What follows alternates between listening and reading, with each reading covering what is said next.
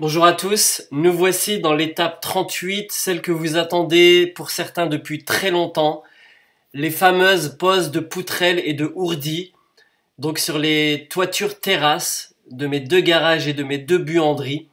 Donc vous pouvez voir à l'écran les différents matériaux qui vont être utilisés pour pouvoir la faire. Donc cette vidéo va être en deux parties parce qu'elle est très longue, il y a des choses importantes à savoir. Vous allez trouver pas mal d'informations sur celle-ci. N'hésitez pas à me poser les questions, j'y répondrai bien entendu toujours. Alors, vous avez pu voir les ourdis en photo, vous avez pu voir le treillis soudé et les différents types de chaînage. Vous avez également vu donc les poutrelles et je vais vous donner tout à l'heure des explications, mais en attendant, regardez ce qui va être couvert. Donc les deux grands garages. Là, vous avez vu le mur de refend, le mur du milieu a été refait, du moins a été fait, pardon. Et donc, ça va être pour vous une des étapes donc de la construction qui va vous montrer maintenant qu'on peut rapidement faire une terrasse ourdie. Regardez la vue de haut, elle est magnifique, c'est impressionnant.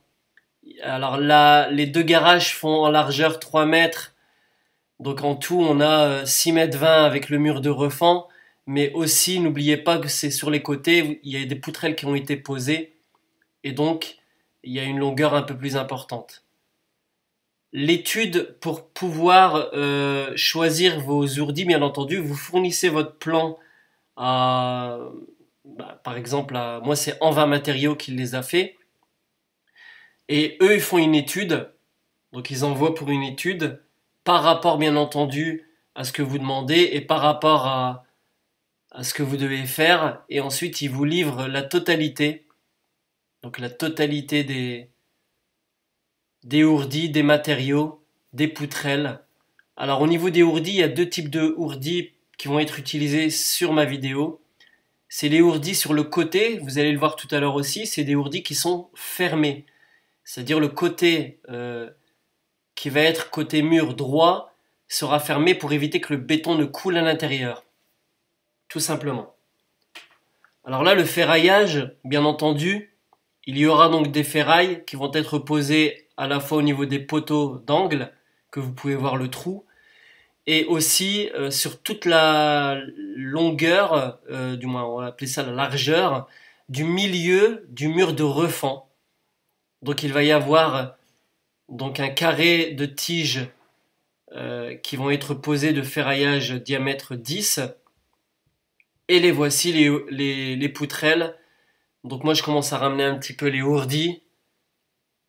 Alors il faut faire attention, vous allez le voir aussi dans cette vidéo, c'est assez fragile. Alors voilà, je vais vous expliquer, c'est mieux. Donc là, bien entendu, donc moi, le ferraillage du milieu, c'est celui-ci. Là, c'est ce que vous voyez, c'est ce qu'on va poser.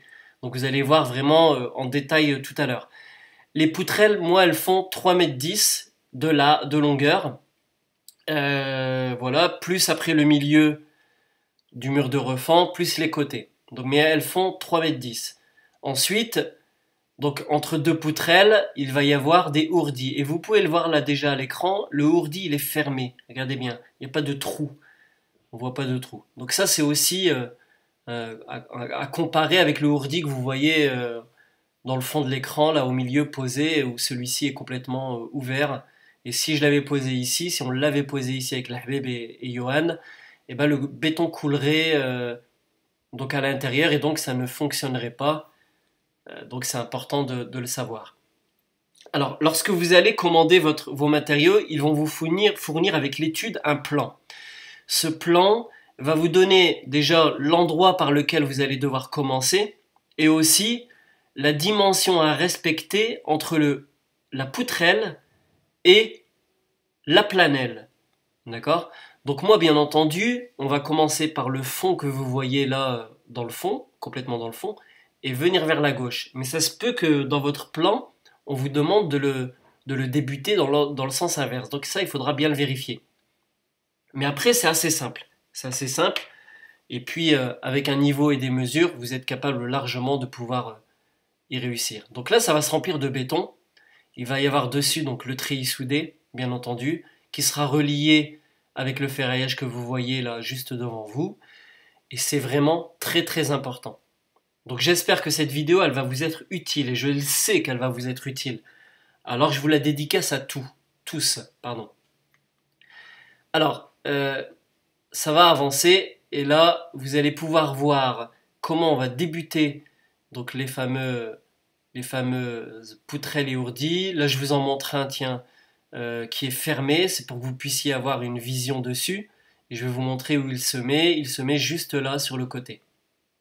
Toute cette partie entre la planelle et le ourdi et la hauteur finie, bien entendu, il y aura du béton.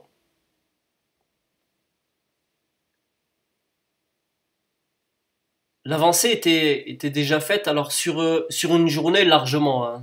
Vous avez cette surface-là, moi, c'est faisable largement sur un peu plus d'une matinée en y allant tranquillement sans se prendre la tête.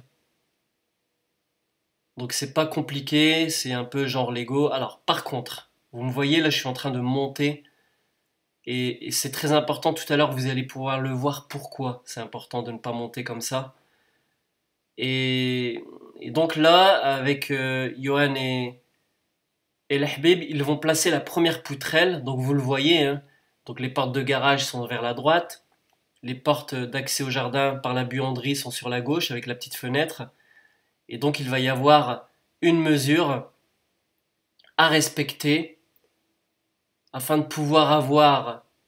Ne le faites pas au hasard, ne vous dites pas, bah tiens, les ourdis se placent comme ça et puis j'arrive à la fin et vous êtes embêté. C'est vraiment respecter cette dimension-là.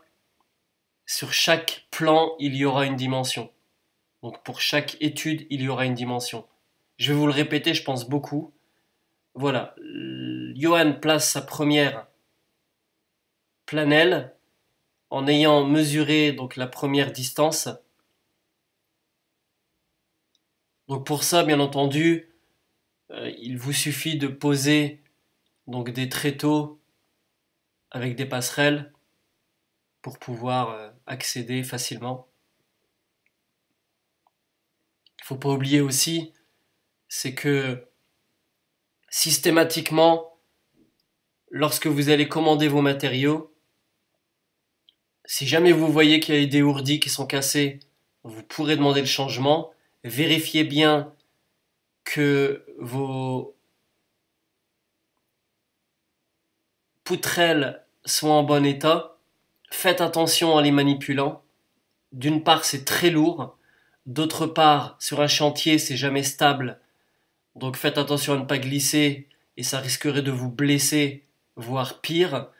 Et aussi, il faudra obligatoirement faire attention à ne pas la casser parce que les poutrelles, elles seront données dans un nombre exact et donc vous n'aurez pas la possibilité d'en avoir une à moins qu'elle ait été cassée dans le transport, bien entendu. Au niveau des ourdis, j'en ai eu qui étaient pas mal cassés. Alors contrairement à Leroy Merlin où on galère toujours pour changer des matériaux cassés, eux, en 20 matériaux, eux, eh ben, systématiquement, ils vous renvoient des ourdis sans problème, sans vous poser la question réellement de savoir combien vous en avez, vous leur dites le chiffre et puis c'est bon quoi.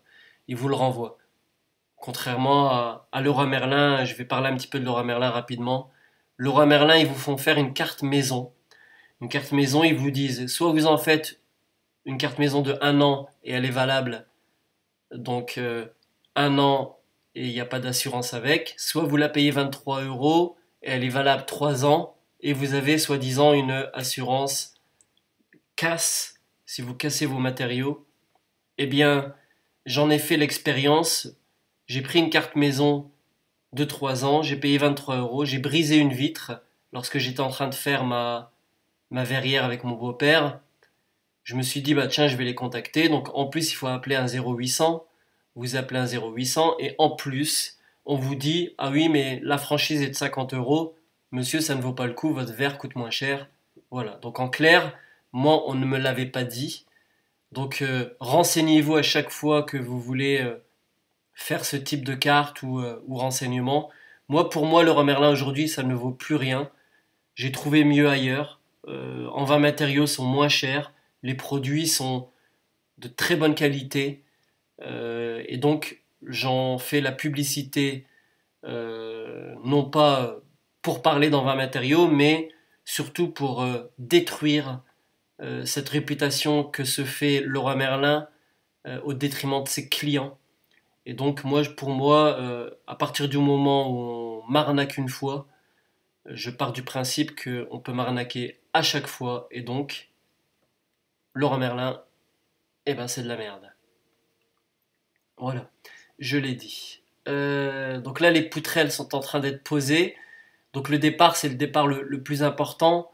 Il faut y aller tout doucement afin de voir exactement la manière de les poser. Donc bien entendu de chaque côté. Je pense que l'idéal c'est d'être trois. Donc là, l'Ahbib est en train de parler justement des fameuses poutrelles où il y en a d'un côté qui sont fermées. Pour le moment, c'est simplement pour les mesures, donc c'est pas important. Vous pouvez poser une ou deux poutrelles juste comme ça. Il n'y a pas de souci. Donc là, il suffit simplement, bien entendu, de poser donc deux ourdis, de sorte à avoir l'écart identique. Il faudra aussi faire très attention parce que les ourdis sont très fragiles. Il existe aussi des ourdis en polystyrène. Par contre, les ourdis au polystyrène sont très solides, vous pouvez même sauter dessus. C'est selon ce que vous voulez vraiment faire.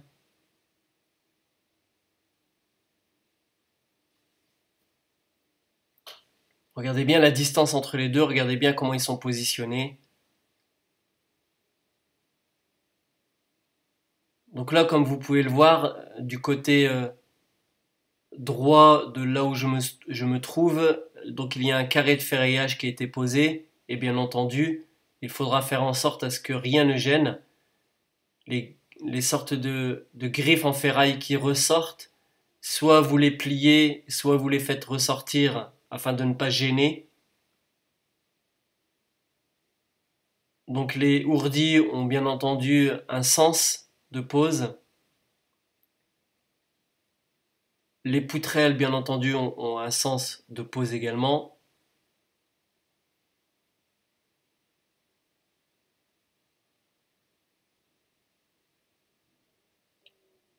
Vous allez voir, cette vidéo est assez longue. C'est pour ça que d'ailleurs, elle est faite en deux parties. J'avais pas prévu en deux parties, mais je voulais vraiment vous montrer les détails qui vont arriver aussi pour pouvoir réussir vous-même à poser vos ourdis. En tout cas, il faudra être minimum deux, voire trois. Trois, c'est bien. Ça permet de ne pas perdre de temps. Deux, c'est un peu genre moi qui filme et qui va aider à un moment donné. Voilà, mais sinon pour la pause réelle, il n'y a besoin que de deux personnes. Je vous conseille aussi d'avoir des chaussures de sécurité. Normalement, vous devriez avoir sur un chantier également des casques.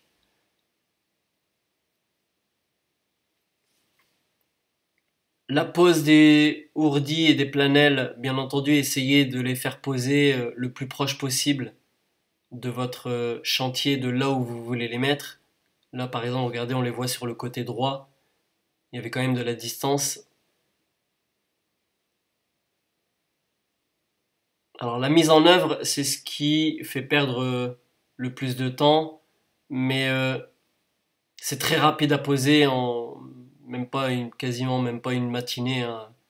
C'est hyper rapide. Lorsque vous allez poser, vous allez le voir aussi tout à l'heure, là c'est une vue d'ensemble, vous allez voir quelques détails après. Donc les ourdis, lorsqu'ils sont posés, c'est, euh, il faut qu'ils soient contre l'un de l'autre, vraiment l'un contre l'autre. Si vous voyez quelque chose de bizarre, un problème de distance ou que c'est surélevé, c'est qu'il y a quelque chose qui gêne. N'hésitez pas à taper avec votre marteau. Vous verrez également tout à l'heure que l'Habib va faire quelque chose pour justement parfaire son travail.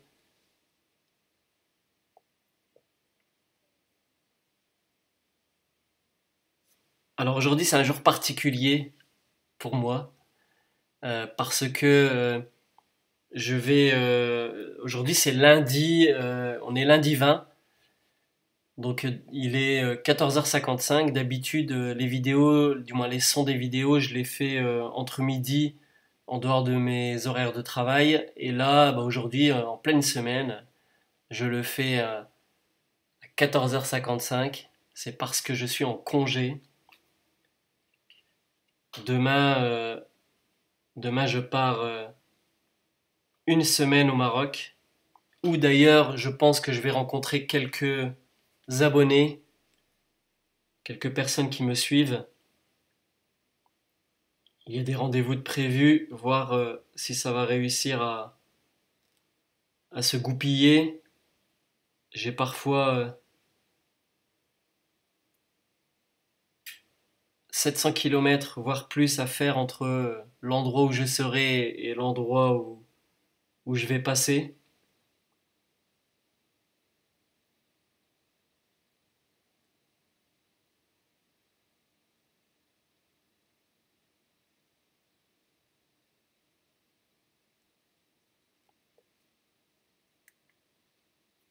Voilà, donc là, l'Hbib est en train de passer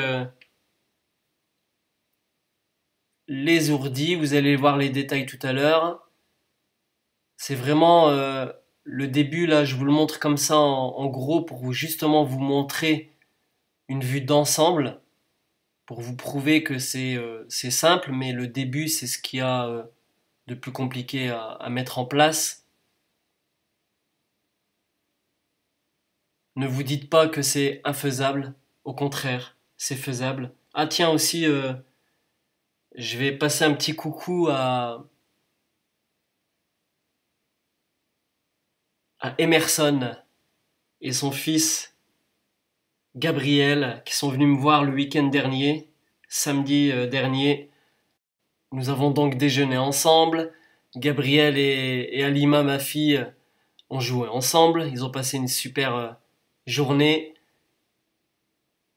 Emerson avait un tas de questions et encore pas trop parce qu'il a pu, en visionnant les vidéos, avoir le maximum d'informations. Et n'hésite pas, bien entendu, à reposer des questions.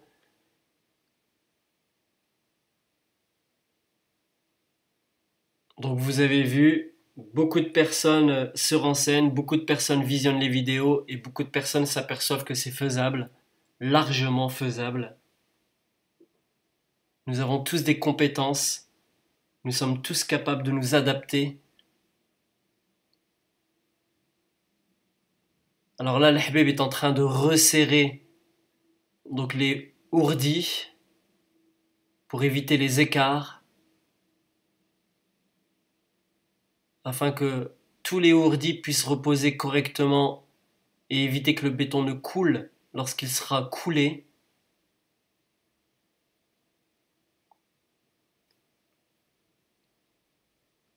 J'espère que quand vous m'écoutez, vous regardez les vidéos quand même, hein, c'est-à-dire vous n'écoutez pas que le son et puis vous fermez les yeux pour vous endormir. J'espère que je suis pas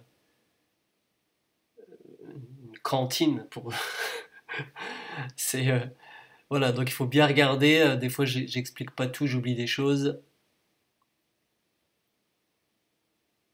Qu'en fait, ça a été resserré pour pouvoir poser son dernier ourdi, afin que celui-ci puisse reposer au bon endroit, comme vous pouvez le voir là. Regardez bien ce que fait Johan.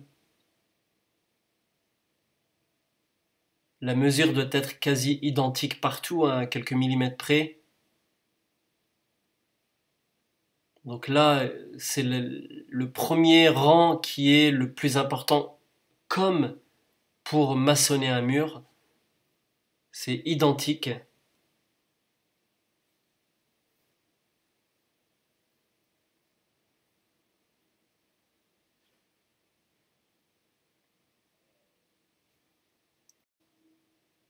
Alors, ensuite, Johan, par exemple, la deuxième personne avec qui vous pouvez être, peut commencer de l'autre côté. Cette dimension est très importante. Alors, comme vous pouvez le voir, Donc au niveau de la vidéo, c'est une vue de haut. Cette vue de haut, elle est faite par un drone qui est en stagnation. Alors il y avait un petit peu de vent, donc ça bouge un petit peu. Donc parfois il se met de ce côté-là et parfois il se met de l'autre côté, donc en vue latérale. Je pense que c'est une vue qui est assez visible en elle-même, qui permet d'avoir un bon champ de vision.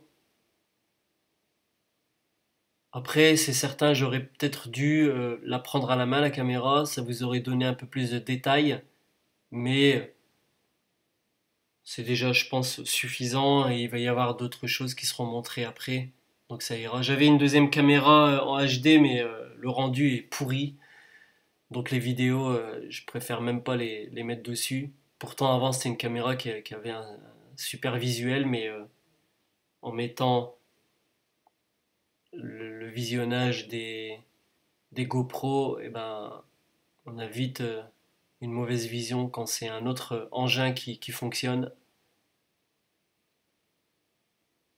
Alors là, c'est toujours important. Regardez bien. Je préfère vous mettre des images qui vous montrent réellement le travail plutôt qu'accélérer les choses trop et puis ça vous évite de bien comprendre les choses comme elles doivent être faites. En tout cas, n'hésitez pas à me dire aussi si c'est trop long. Parfois, quand c'est trop court, vous me le dites aussi. Donc ça se peut que idéalement, idéalement c'est pas facile de pouvoir trouver un juste milieu, mais j'essaie au fur et à mesure de mes vidéos de pouvoir vous permettre d'acquérir un maximum d'informations.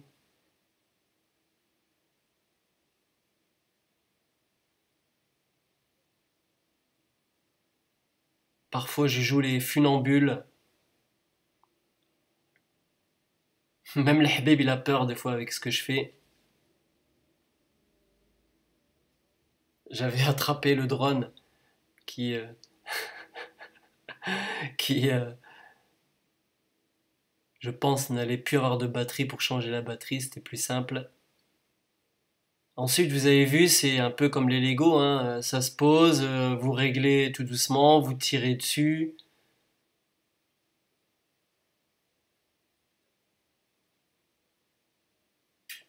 Il va y avoir différentes vues. Alors, je vous ai pas mis la vidéo qui montre le mur de refend du milieu parce que c'est un mur banal. C'est juste la séparation entre les deux garages et donc la mesure, eh ben, elle est équivalente au milieu. C'est-à-dire que pour moi, dans mon plan, comme vous pouvez le voir dans les vidéos précédentes, c'est 3 mètres. Donc c'est assez simple hein, de poser votre balise et de pouvoir mesurer cette distance.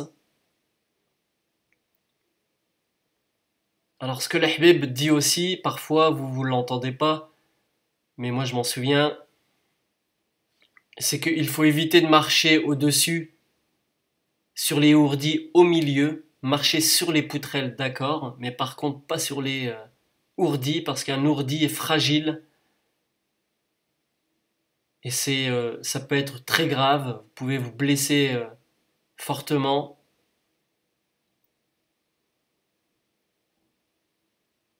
Vous avez vu là, parfois il y a un sens. Il suffit de retourner votre ourdi pour qu'il passe bien. Si vous voyez un ourdi fissuré, ne le mettez pas. Même si par exemple il faudrait que vous alliez en acheter un autre, vaut mieux perdre 2, 3, 10, 20 ou 30 euros, voire même plus, plutôt que mettre des matériaux qui sont fissurés. Parce que lorsque c'est mis et qu'il y aura le béton, vous ne le toucherez plus, ça va rester là. Alors faites les choses correctement, faites les choses bien, prenez votre temps. Voilà une autre vue. Nous revoilà dans ce sens-là afin de vous permettre de voir au plus près ce qui se passe après avoir posé votre poutrelle, vous prenez un ourdi et vous le placez, mais faites attention, vous avez vu Johan là à un moment donné, l'ourdi allait tomber, mais il le retenait. En plus, il est juste au bord, pas de l'échafaudage, mais des tréteaux. Donc l'accident peut vite arriver. Dans ce genre de situation, pour ma part, j'étais, on va dire, le chef de chantier, même si je n'avais pas cette expérience directe en maçonnerie, j'ai quand même géré cette équipe. Parfois nous étions deux, parfois nous étions trois. Donc il fallait absolument que ça se déroule de la manière dont je le souhaitais, avec bien entendu une écoute envers Johan et Lahbib et même Benjamin lorsqu'il était là, pour leur permettre de faciliter le travail, leur permettre de pouvoir avancer correctement sans contrainte. Donc manager une équipe, c'est pas simple, surtout lorsqu'on a des idées au niveau de la construction, mais de toute manière, en discutant, on arrive toujours à trouver la solution. J'ai aussi pu me faire entendre et surtout écouter. C'est important. Il faut juste trouver les bons mots. Parfois, ce qui paraît impossible, en discutant, ben, ça devient possible. Donc vous aussi, c'est un peu, on va dire, le management, c'est un peu comme dans une vie, dans un couple, ou à l'école, ou au boulot, hein, tout simplement, hein. Les directives que nous pouvons recevoir de notre supérieur hiérarchique, et ben, ça peut ne jamais à 100% plaire, mais pourtant, on a un travail à faire et on le fait et on s'adapte. Et surtout, ben, lorsqu'on a des gérants et des managers qui nous motivent et qui nous soutiennent, ben, c'est important. D'ailleurs, tiens, je vais faire une petite dédicace à mon DG. Je vais juste donner ses initiales. RC. Voilà. Il se reconnaîtra si il visionne ma vidéo. Et s'il la visionne pas, tant pis pour lui, bien entendu. Mais je pense que tout le monde un jour souhaite construire sa propre habitation. D'autres ont envisagé d'acheter directement un bien ancien ou un bien 1930 ou alors une maison de maître, etc. C'est pas une obligation en soi de vouloir construire une habitation. C'est pas une obligation même de vouloir bâtir et devenir propriétaire. On peut largement vivre toute une vie en étant locataire de son habitation. Être locataire, ça permet de pouvoir changer si on le souhaite, comme on le souhaite. On peut changer par rapport à sa composition familiale. Beaucoup de gens, beaucoup de personnes construisent des habitations qui sont bien entendu beaucoup plus grandes que ce qu'on a chez nous. Al-Habib il est en train de jouer avec l'été, il dit mais ça bouge là, qu'est-ce qui se passe? Une fois j'ai rencontré un homme, la première fois où je voulais acheter une maison, qui me dit mais moi j'ai acheté ma première maison, elle était petite parce qu'on n'était que deux, ma femme et moi. Ensuite j'ai eu un enfant donc j'ai acheté plus grand. Ensuite j'en ai eu un deuxième donc j'ai revendu, j'ai acheté plus grand et à chaque fois il a revendu en se faisant une marge dessus et donc il est arrivé à avoir une habitation grande et puis voilà. Maintenant, il est arrivé en retraite, il y a quelques années, c'était en 2002 lorsque je prospectais pour essayer de m'acheter un bien. Et lui, après, bah, vendait sa maison pour partir dans le sud de la France faire sa retraite. Donc il a réussi, cet homme-là. Donc nous, on va dire, on fonctionne un peu différemment. Moi, lorsque j'ai fait ma première habitation, c'était un 4 chambres, dont une qui faisait 23 mètres carrés. Imaginez-vous. Pourtant, j'avais un enfant et demi. Donc des fois, voilà, il faut chauffer plus grand, etc. Après, j'ai eu la chance de divorcer. Ça a été une grande chance pour moi. Donc, j'ai mis en location ma première habitation. Puis, j'ai eu la chance encore, et je vous en dirai plus dans d'autres vidéos, vous verrez, c'est intéressant. Donc là, comme vous pouvez le voir, je vais arrêter de raconter ma vie. J'ai l'impression de... Vous êtes mes psys.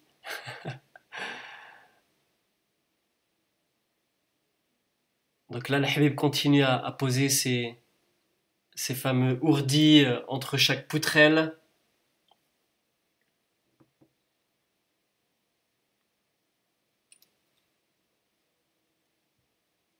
Là, c'est un peu en avance rapide, hein. C'est x2. C'est une vitesse multipliée par 2.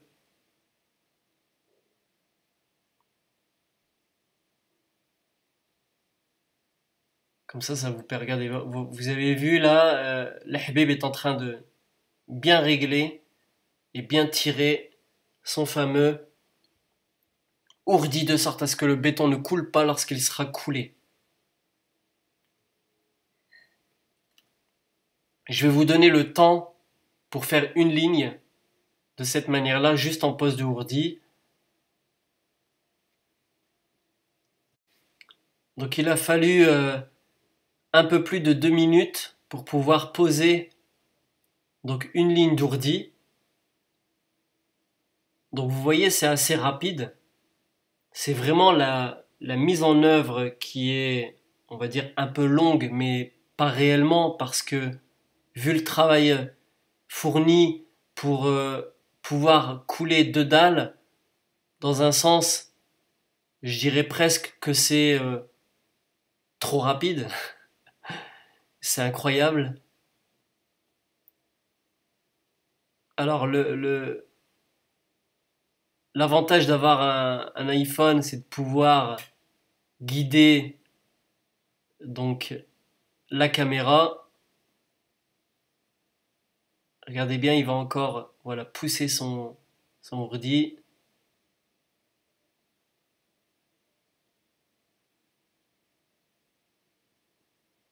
Donc là, la dimension que Johan est en train de prendre, il s'agit de cette dimension pour le ferraillage des carrés. C'est pour ça que c'est important de regarder cette vidéo jusqu'au bout. En attendant que Johan coupe donc le ferraillage, ben, l'Habib continue à poser ses ourdis.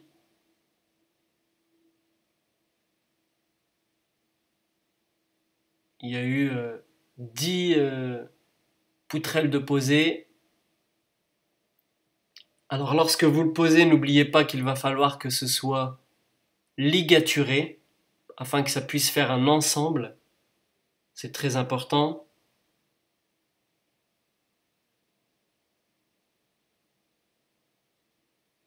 N'oubliez pas que c'est lourd, ne vous cassez pas le dos.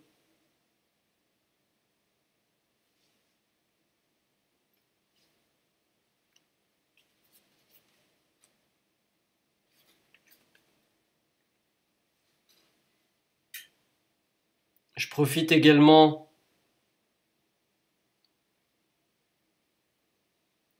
pour passer un grand bonjour à Kader Dia qui s'occupe d'une chaîne télé et que vous pouvez voir sur Facebook, sur son Facebook ou sur le mien. C'est Kader, K-A-D-E-R, plus loin D-I-A, plus loin R-D-V, entre parenthèses, K-A-D-E-R, D-I-A. Alors, il est du Sénégal, donc je passe le bonjour à tous les Sénégalais, à toutes les personnes qui regardent mes vidéos, mais aussi ceux qui vont commencer à regarder mes vidéos, et en particulier à tous les habitants de Dakar. Voilà, je sais que vous regardez mes vidéos et que vous êtes beaucoup, et je vous conseille, je dirais, d'aller voir la chaîne Tabax, la fameuse chaîne de notre ami Kader Dia, qui également parle de la construction au Sénégal. Un jour, vous verrez, il y aura même un reportage pour voir la différence entre le Sénégal et nous, la France en Europe. En tout cas, n'hésitez pas à aller lui faire un petit coucou.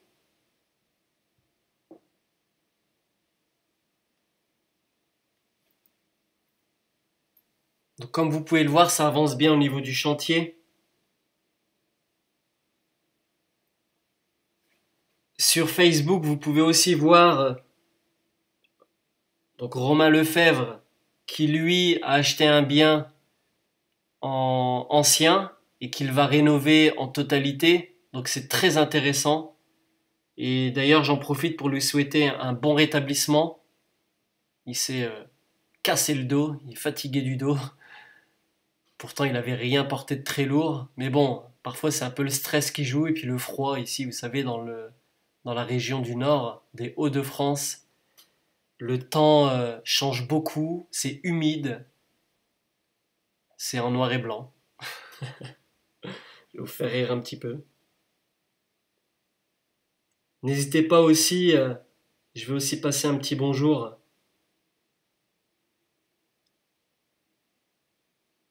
à l'équipe de 9h50 le matin,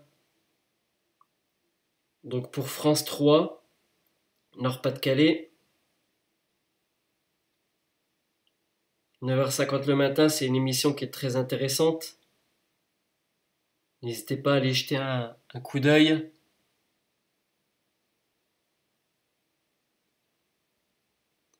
Et je vais vous poser une petite question. Qui parmi vous connaît des personnes qui sont maladies cœliaques, des personnes qui sont intolérants au gluten? N'hésitez pas à m'envoyer un message, j'aurai une petite info pour vous, intéressante.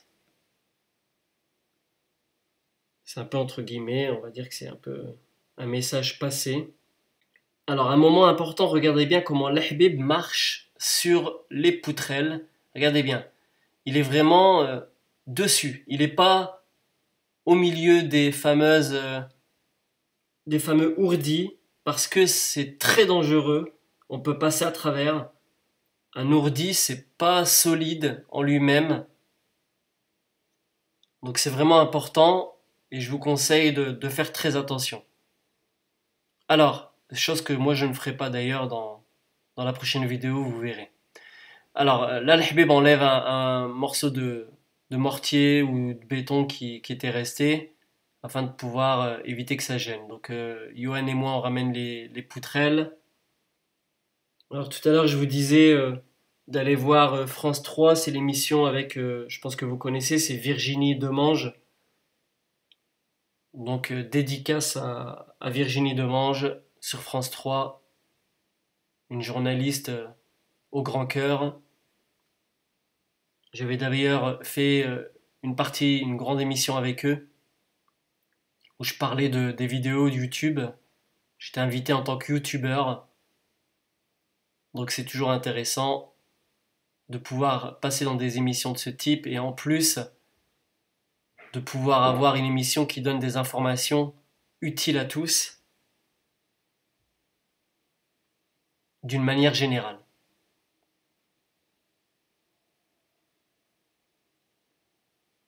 Alors cette vidéo, je vais la mettre en ligne. Normalement, je vais avoir du Wi-Fi lorsque je serai au Maroc, donc je vais vous en mettre deux en ligne.